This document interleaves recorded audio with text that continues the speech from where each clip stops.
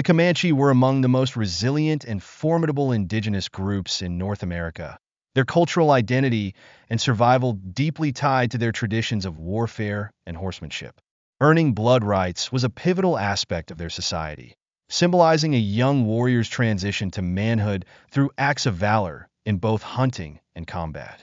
This right was not merely a cultural expectation, but an integral part of their identity, reinforced through generations and woven into the rhythm of their existence on the vast plains of Texas. This steadfast adherence to their traditions fostered a fearsome reputation, enabling the Comanche to resist Western expansion for decades. By the 18th and 19th centuries, the Comanche's mastery of mounted combat and their ability to adapt to the horse as a weapon of war solidified their dominance over the southern plains. They established Comancheria, a vast and loosely defined territory, through a combination of strategic raids, alliances, and sheer force. However, the expansion of American settlers into this territory led to violent confrontations, often resulting in immense bloodshed on both sides. The settlers, frequently unprepared for the Comanche's swift and brutal tactics, faced burned settlements, devastated communities, and harrowing tales of captives taken into the heart of the plains. One of the most infamous instances of such conflict was the Elm Creek Raid in 1864, a grim testament to the Comanche's power and the peril of life on the frontier. This raid, a culmination of meticulous planning and ruthless execution, underscored the tensions of the time. For settlers, it became a haunting reminder of the risks they faced in their efforts to encroach upon indigenous lands. For the Comanche, it was part of a desperate struggle to preserve their way of life against an encroaching force that seemed insurmountable. The 1850s marked a turning point for the Comanche. While they had long dominated the southern plains, the relentless push of American settlers and the rise of the Texas Rangers, who adopted Comanche-style mounted tactics, presented new challenges. Advances in weaponry, such as the Colt revolver, further tilted the balance of power. In addition, devastating outbreaks of smallpox and cholera swept through the Comanche population, decimating entire bands and leaving once thriving villages in ruins. The cumulative impact of disease, military pressure, and the loss of traditional hunting grounds profoundly weakened their society. Some Comanche, faced with mounting hardships, began to consider adopting elements of settler culture, a notion symbolized by the phrase, "walking the white man's road." For many young warriors, however, this prospect was unthinkable. Their identity was firmly rooted in their nomadic lifestyle, their prowess in combat, and their connection to the land. Yet, the changes brought by American expansion forced the Comanche to confront a stark reality. Their dominance on the plains was waning. By the late 19th century, the world that had once revolved around the Comanche and their way of life was irrevocably transformed. Farming, to the Comanche, was synonymous with weakness, a pursuit deemed unworthy of their identity as skilled hunters and fierce warriors. Their culture revolved around mobility, self-sufficiency, and martial prowess, leaving no room for what they saw as a sedentary, cowardly existence. Despite their disdain for such a lifestyle, the American Civil War inadvertently shifted the balance of power in their favor. With thousands of Texan men conscripted to fight for the Confederacy, the once heavily defended frontier was left vulnerable. Military outposts were sparsely manned, and the Texas Rangers, known for their effectiveness in combating Comanche raids, were largely absent. The vacuum of authority turned the borderlands into a dangerous, lawless expanse. Settlers, now defenseless, faced increasingly frequent and devastating raids by the Comanche, who capitalized on the chaos. By 1863, many northwestern counties in Texas were virtually under siege, as historian T.R. Fehrenbach documented. Entire communities were abandoned as settlers fled eastward, unable to contend with the onslaught. By 1864, the Comanche, reinvigorated and emboldened by their successes, saw an opportunity to reaffirm their dominance over the region. The once formidable frontier defenses had crumbled, leaving settlers exposed and scattered. Raids became larger in scale and more devastating, with entire settlements reduced to ash. Amid this climate, Little Buffalo, one of the last prominent Comanche war chiefs, emerged as a central figure.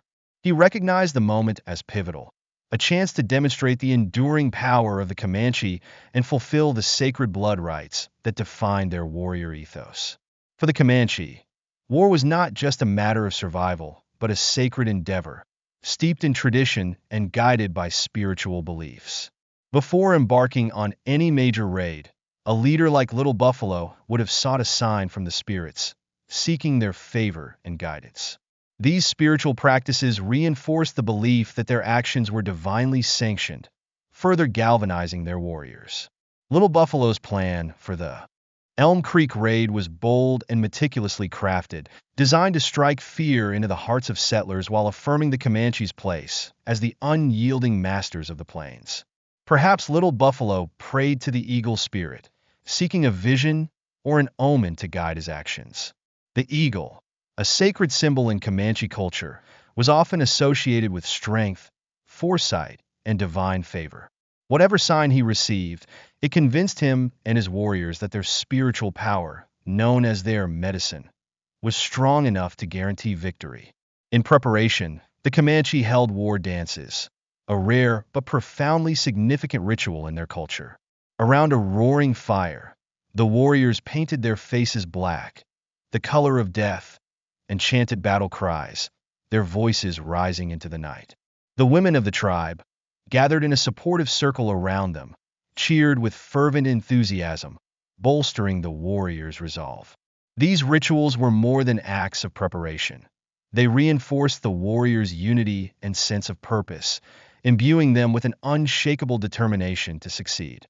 When the time came, the war party departed under the cover of darkness, moving silently and swiftly, guided by the silvery glow of the Comanche moon. This full moon, a time of heightened activity for raids, provided just enough light for their mounts to navigate the terrain. Each warrior brought multiple horses, ensuring fresh mounts throughout the grueling journey. Their destination was Elm Creek, an unsuspecting settlement nestled along the Brazos River, where the settlers had no inkling of the devastation about to descend upon them. The slaughter at Elm Creek on the crisp morning of October 13th, 1864, the settlers of Elm Creek began their day as usual, tending to their homes and fields. Unbeknownst to them, Little Buffalo and his war party, numbering in the hundreds, had arrived under the cover of darkness. Concealed by the dense cross timbers near the Brazos River, the Comanche waited patiently for the perfect moment to strike. The first to encounter the war party were a father and his two sons. Though armed, they were unprepared for the sudden onslaught. Panicked, they fled into the woods. Surprisingly, the Comanche refrained from pursuing or killing them. This restraint was strategic. Early in the raid, they aimed to conserve their strength and maintain momentum rather than expend energy on unnecessary casualties. Others, however, were not so fortunate. A settler named Mr. Myers, who lived near Fort Belknap, was out searching for escaped livestock when he crossed paths with the war party. Overwhelmed and outnumbered, he was swiftly killed and scalped, his lifeless body left behind as a grim warning. The raid on Elm Creek unfolded with devastating precision. Homes were set ablaze, livestock was driven away, and settlers were either killed or captured. For the Comanche, this was not only a strike against their enemies, but also a reaffirmation of their power and resilience in the face of a rapidly changing world. For the settlers, the events of that day served as a chilling reminder of the harsh realities of life on the frontier. The Fitzpatrick household was next in the path of the Comanche war party. As the warriors approached, a white woman emerged from the home, brandishing a rifle and screaming defiantly. She fired a shot, but it either missed or was deflected by a buffalo hide shield. Her courageous stand was short-lived. The warriors overwhelmed her, shooting her with arrows before scalping her. Inside the home, 3 women and 5 children were seized. The captives were stripped and bound to horses, their fate uncertain but grim. Among them, a 12-year-old boy became the center of a dispute between 2 warriors, each claiming him as their prize. Unable to settle the disagreement, they killed the boy, ensuring neither could claim victory. This brutal efficiency epitomized the Elm Creek Raid. Resistance at the Hamby household from the Fitzpatrick home. The war party moved westward, emboldened by their successes. However, at the Hamby household, they encountered their first significant resistance. Thornton Hamby, a Confederate soldier home on leave, and his father stood their ground. Armed and on horseback, the pair strategically fired their weapons, ensuring one rifle was always loaded to prevent the warriors from charging. Their tactical skill bought them valuable time, but the overwhelming number of attackers forced them to retreat to the Bragg Ranch. The standoff at Bragg Ranch, the Bragg Ranch, a fortified two-room cabin, became the focal point of the raid. As the Hambys and other settlers barricaded themselves inside, the Comanche launched a ferocious assault. Gunfire and arrows filled the air, but the defenders fought with desperate determination. Women reloaded rifles while the men fired, fully aware that capture would mean certain torture and death.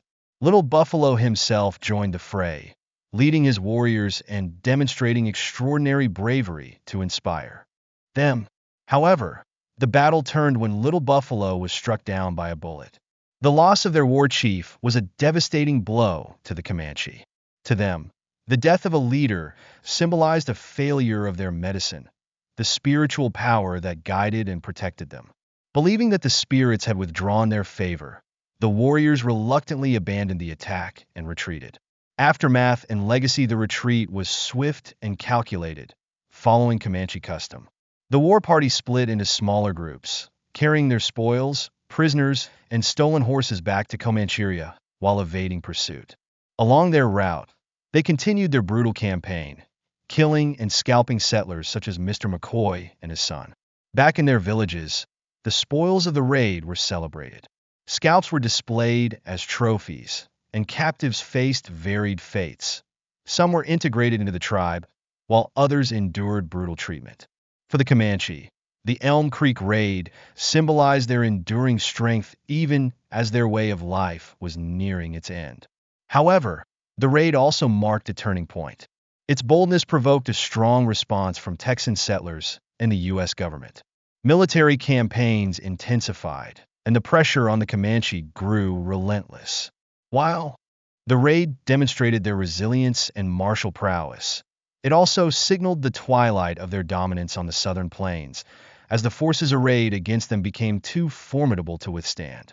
The Elm Creek Raid, etched into history, remains a testament to the ferocity and complexity of the Comanche's struggle to preserve their way of life.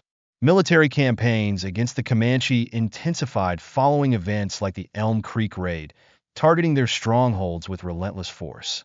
The U.S. government, determined to suppress indigenous resistance, launched coordinated efforts to dismantle the Comanche's power base. By the 1870s, the once mighty Comanche were confined to reservations, their dominance reduced to a memory. The plains that had been their home for generations were irrevocably altered, their nomadic way of life extinguished by the advancing tide of settlement and industrialization. Reflection on the Elm Creek Raid: the slaughter at Elm Creek encapsulates the complex and tragic dynamics of the American frontier. For the Comanche, it was a powerful demonstration of resilience and adherence to their traditions in the face of overwhelming change. It represented a desperate effort to preserve their cultural identity and autonomy in a rapidly shifting world. For the settlers, however, it was a nightmare, a stark reminder of their vulnerability on contested land where survival was never guaranteed. The Elm Creek Raid also underscores the profound cultural divide between the Comanche and the settlers. To the Comanche, raids were a necessary assertion of strength, honor, and survival, deeply rooted in their traditions and spirituality.